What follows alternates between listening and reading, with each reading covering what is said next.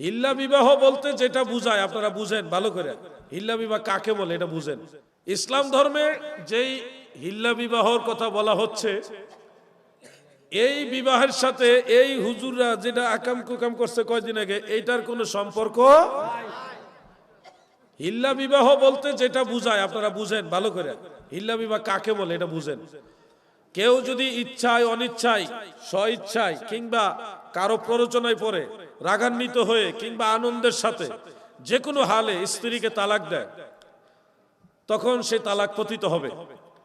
সুনির্দিষ্ট নিয়ম অনুযায়ী ইদ্যত পালনের পরে সে স্বাভাবিক পর্যায়ে সামাজিক নিয়ম অনুযায়ী আরেকজন পুরুষের সাথে ইদ্যত পালনের পরে বিবাহ বন্ধনে আবদ্ধ হবে।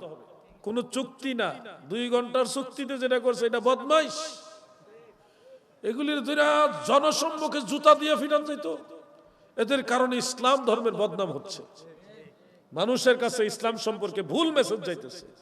হিল্লা বিবাহ মানে কি, আপনি যদি তালাক দিয়ে দিছেন, 3 তালাক হয়ে গেছে, এখন আপনি আবার আপনার স্ত্রীকে চাইতেছেন, হবে না।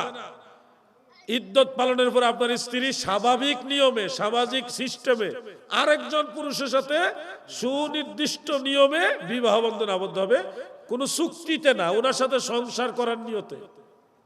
আপনি গেলেন তো মাঝখানে ডসকায় গেলেন, ওই লোকে বিবাহ শাদী করে আপনার স্ত্রীকে নিয়ে সংসার করবে। এখন তার আপনার স্ত্রী না, এখন ওনার স্ত্রী। সংসার করতে থাকবে।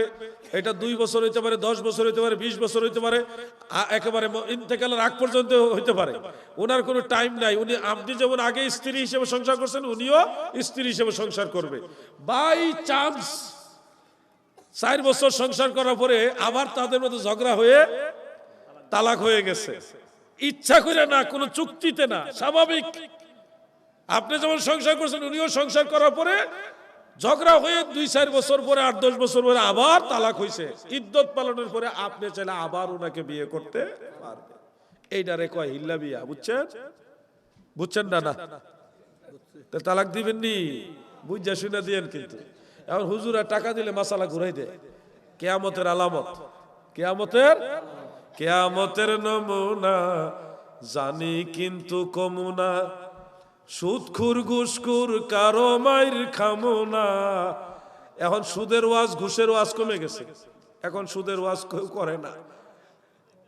2 বছর আগেও যারা সুদের বিরুদ্ধে ওয়াজ করছে, সুদ হারাম, এখন কয় সুদখুর আমার ইমাম। কোথায় গেছে অবস্থা? এগুলি হলো কিয়ামতের আলামত। এটিরে সবার আগে আল্লাহ জাহান্নামে পাঠাইবে, জাহান্নাম উদ্বোধন করবে এগুলোর দিয়া। কথা বুঝছেন? খবরদার, সুদ আগে যেমন হারাম, এখনো হারাম, কিয়ামত পর্যন্ত হারাম। ঠিক কিনা বলে?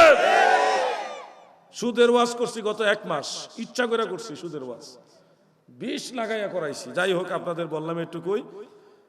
হিল্লা বিবাহ বলতে সমাজে যেটা প্রচলিত বিভিন্ন ফিল্মের মধ্যে চলে, এগুলি আসলে হিল্লা বিবাহ। এগুলি হলো ইসলামকে বিকৃত রূপে উপস্থাপন করা হচ্ছে এবং মানুষের কাছে ভুলভাবে উপস্থাপন করার কারণে মানুষ মুসলমানদের সম্পর্কে ভুল ধারণা নিচ্ছে। হ্যাঁ, আর যেটা চুক্তির মাধ্যমে করে এটা হারাম।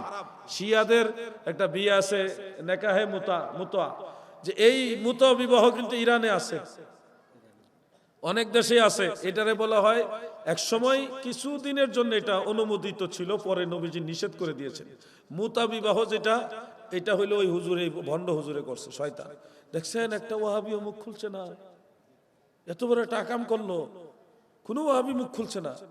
যদি সুন্নিয়ে করত, উপায় ছিল, বিনা জানাজায় দাফন করে ফেলতো। এজন্য বলছে, এরা সবই এক গোষ্ঠীর লোক। আল্লাহ আমাদেরকে এই ধরনের ফিতনা থেকে হেফাজত করুক, বলেন আমিন।